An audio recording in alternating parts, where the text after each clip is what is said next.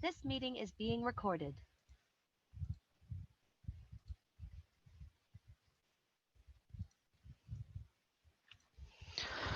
Okay, good morning class. Screen is visible.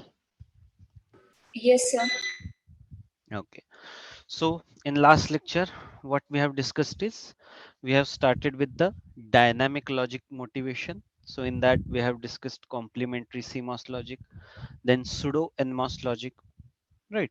And what is need of that? Because to design some complex digital circuits, you cannot only rely on the static, right? You have to use both static as well as dynamic logic to design that particular circuit, because static logic has its own uh, certain disadvantages and advantages.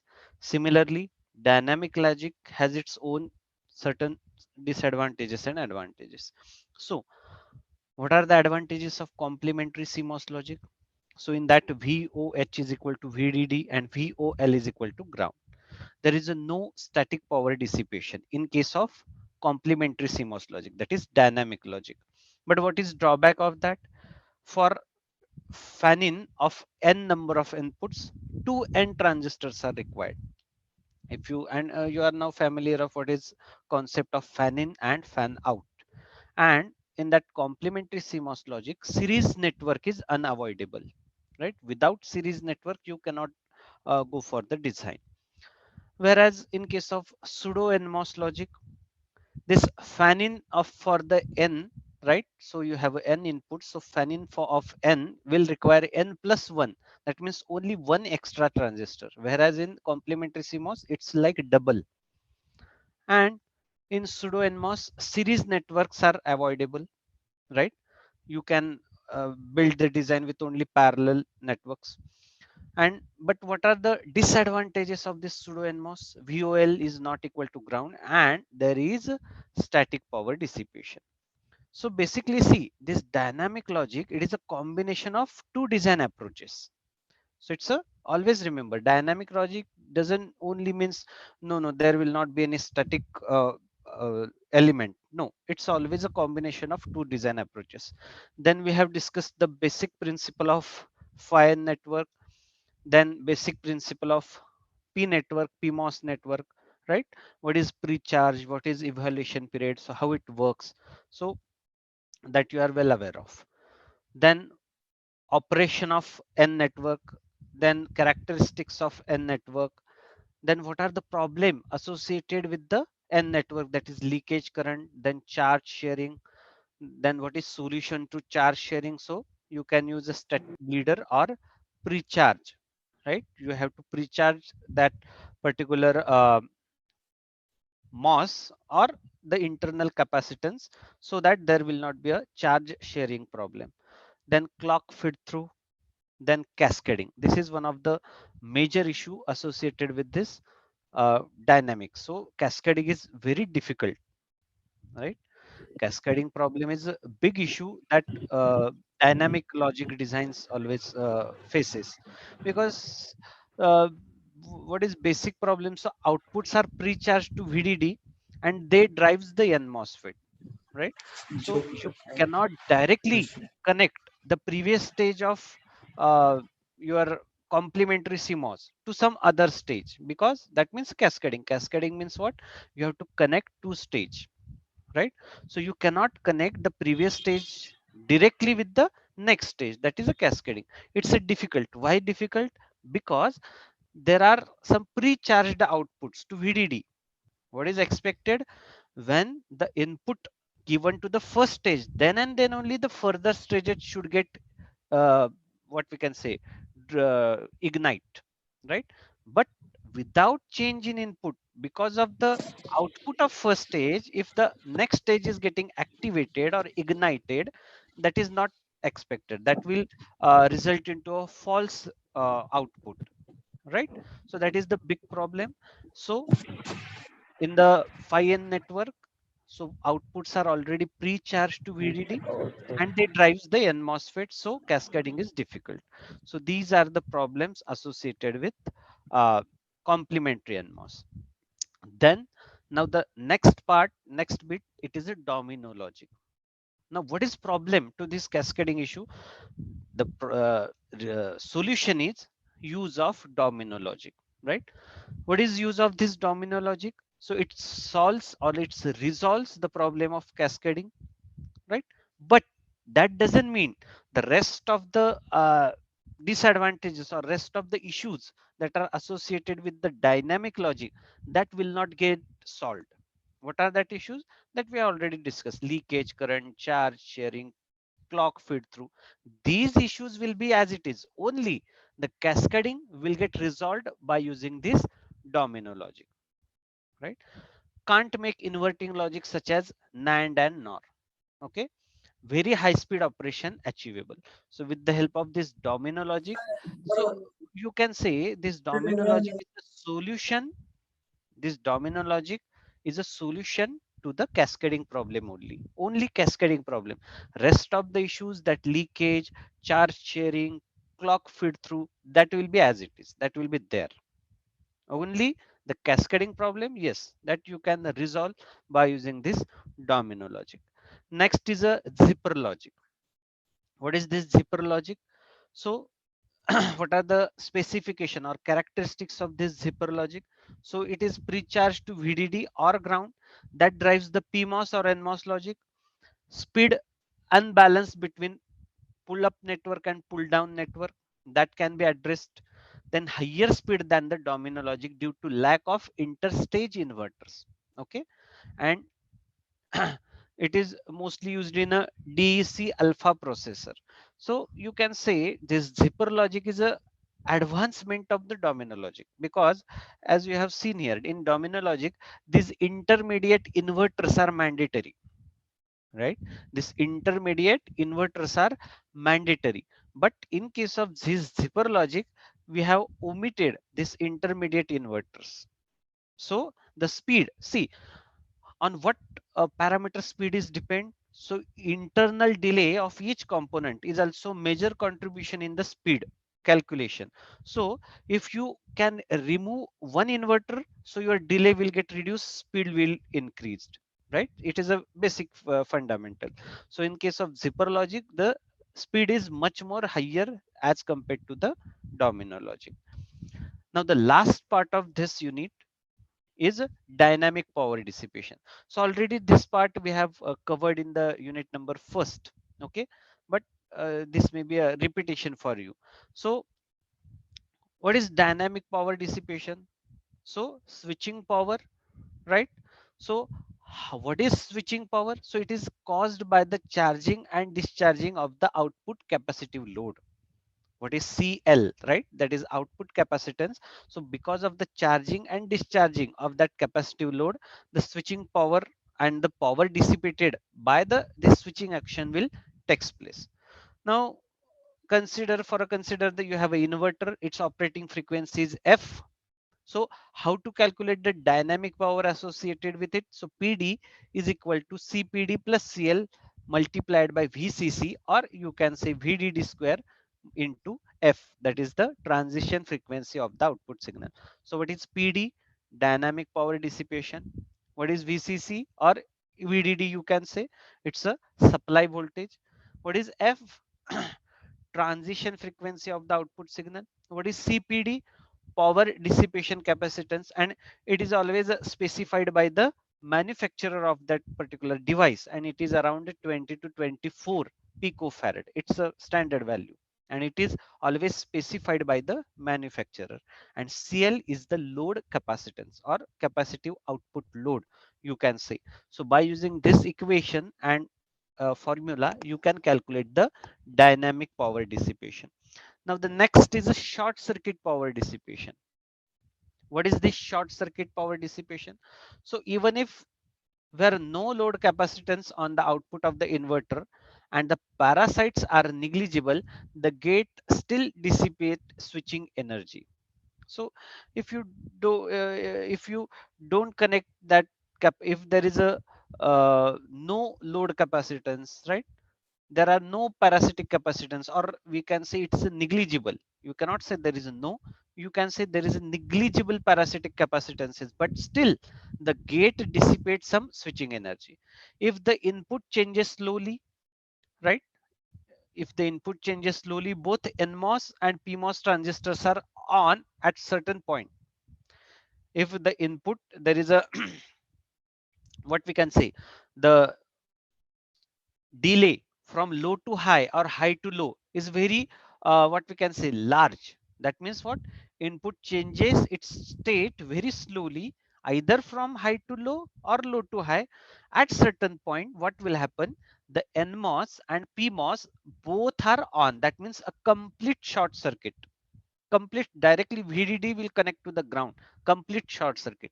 So at that point of moment, excess power is dissipated due to the short circuit current, right? When the both transistors PMOS and NMOS are on, that means there is complete short circuit. So it will draw the maximum amount of power because of the short circuit current, right? And there the power dissipation is maximum, and that particular power dissipation is called as short circuit power dissipation. So the short circuit power is how to estimate this. So PSC is equal to I mean into VDD, right? Whatever the maximum current flowing, mean of that multiplied by supply voltage VDD. And always remember, power dissipation is a data dependent function of a switching activity, right? So power dissipation is data dependent function of switching activity. This is very powerful statement I am making here. Always remember this, power dissipation is a data dependent, and it is a function of switching activity, but it is a data dependent. Always remember. So whatever the data that you are transmitting, right, what, how much is the your switching speed, so power dissipation is a function of this, it is depending upon the data dependent, and it is a function of switching activity also. Both is equally important. Then ways to reducing power consumption. So what are different ways that you can reduce the power consumption? So you can use the load capacitance CL value, right? Then you can work on the load capacitance value CL. It is roughly proportional to the chip area. That is, you can work on that. Then switching activity, that means average number of transitions per cycle. uh, you can uh, you can control the switching activity. As just now I have made a statement, power consumption is a data dependent function of switching activity. So what are the transitions per cycle? Within a cycle, how many times that NMOS or PMOS is turn on off, that is switching. It is very dependent on the data, and big portion due to glitches, that means a real delay.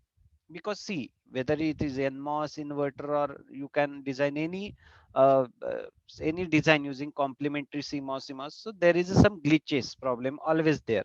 So it is dependent on the data, it is depending on the switching activity, and also glitches. So you have to work on all these three factors to reduce the power consumption as well as load capacitance. And the third major contributor is the clock frequency.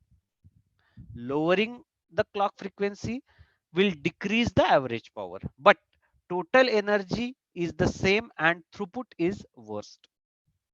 If you say the switching frequency we will reduce, okay fine, the average power will get decreased, but the total energy consumption will remain same, and throughput will get worst, at its worst. Okay, so you have to uh, choose the golden mean of the clock frequency, right? So these are the three major issues: load capacitance, then switching activity, number of average number of transitions per cycle, you have to focus on that, and clock frequency, at what frequency you are operating the circuit, that is also very important factor that that you should consider to reduce the power consumption.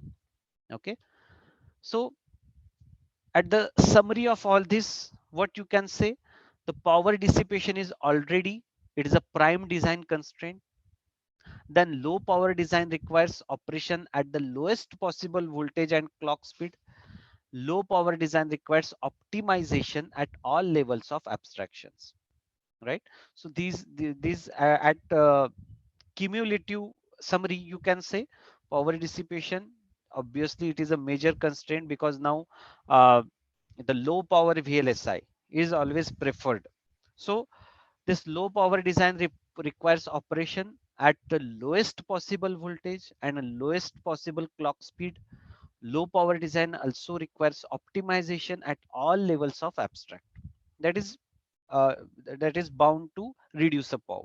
So this is a summary. Now at different styles, right? We have studied the complementary CMOS, pseudo CMOS, dynamic logic, right? CPL logic. So what are different, this is a comparative, see this comparative is we have uh, considered for the 4 input NAND gate. Okay, we have designed this 4 input NAND gate with the help of complementary CMOS, pseudo NMOS logic, CPL and dynamic. So what is the ratio, what is static power, number of transistors, area and propagation delay. So these are the parameters, these are the what we can say style that we have used to design the 4 input NAND gate. And remember, it is not generalized. Okay, this is applicable to only this 4 input NAND gate. Okay, so we have designed this 4 input NAND gate with the help of complementary CMOS, pseudo NMOS, CPL and dynamic. Now we will compare this all styles with the help of these parameters. So what is ratioed? It is possible with complementary? No. As you know, in complementary CMOS there is no static power dissipation, so it is obviously there is no static power dissipation. Maximum number of transistors it is required is 8, area is in micrometer square and delay is this much. Okay, now coming to the pseudo NMOS, whether ratioed logic is possible? Yes. Static power dissipation? Yes, it is there. Transistors requires are very low, 5. Area is required is also very low, and this is what the propagation delay. So pseudo NMOS always requires some more propagation delay. Now what about CPL? Ratioed is not possible. Static power, there is no static power, but the number of transistors requires are more. Obviously number of transistors are more, area is also more, but the propagation delay is less in nanoseconds. In case of dynamic, ratioed logic is not possible, static power dissipation is not possible, transistor required is also low, this area is low, and propagation delay is lowest in all these styles. So always this dynamic NP is preferable, right? Now the last point of this unit is a comparison between the static CMOS and dynamic CMOS. So this is what the first representation of static CMOS and dynamic CMOS. What is in static CMOS? So you have a pull up network, then output is taken out between the pull up and pull down, right? Then you have a pull down network which is of NMOS, and that NMOS is connected to the ground, and the pull up network which is of PMOS, it is connected to the VDD, and obviously there will be an input. This is the static CMOS. What is there in a dynamic CMOS? So you have PMOS which is provided with the clock. Then after that you have taken the output. Then there is a pull down network which is of NMOS, and followed by the NMOS which is also provided with the clock. So this is what the general structure of dynamic CMOS, and at the left hand side you can see the general structure of or general representation of the static CMOS. Now what are uh, next comparative points? So in case of static CMOS, NMOS required is a K, PMOS also required is a K. But in case of dynamic CMOS, NMOS required is a K plus 1, but PMOS required is only 1. And that's why in dynamic, right, as there is a PMOS, only one PMOS we have used. So the power consumption is much more lower as compared to the static, right? And due to PMOS, overall size is more, because as much as NMOS is there, as much as PMOS will be there.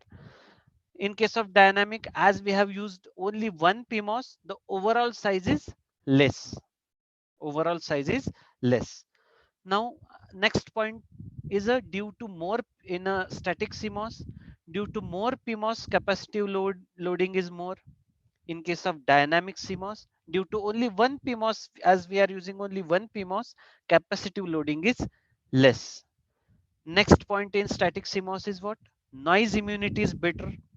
In case of dynamic CMOS, noise immunity is poor. Then again, in case of static CMOS, next point is slower switching characteristics. In case of dynamic CMOS, faster switching characteristics. In static CMOS, there is no cascading issue, but in the dynamic CMOS, there is some cascading issue.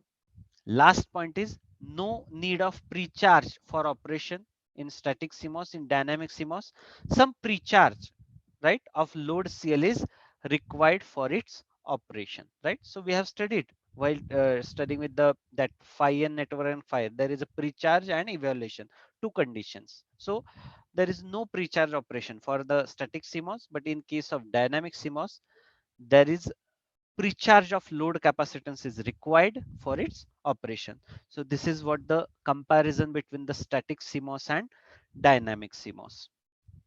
Clear with this? So with this, we have finished with the unit number 3. In the next, from the next lecture, we will start with the next unit, that is unit number 4, sequential logic design, right, using CMOS. So if you have any doubt in this unit, you can ask me right now. No doubt, sir.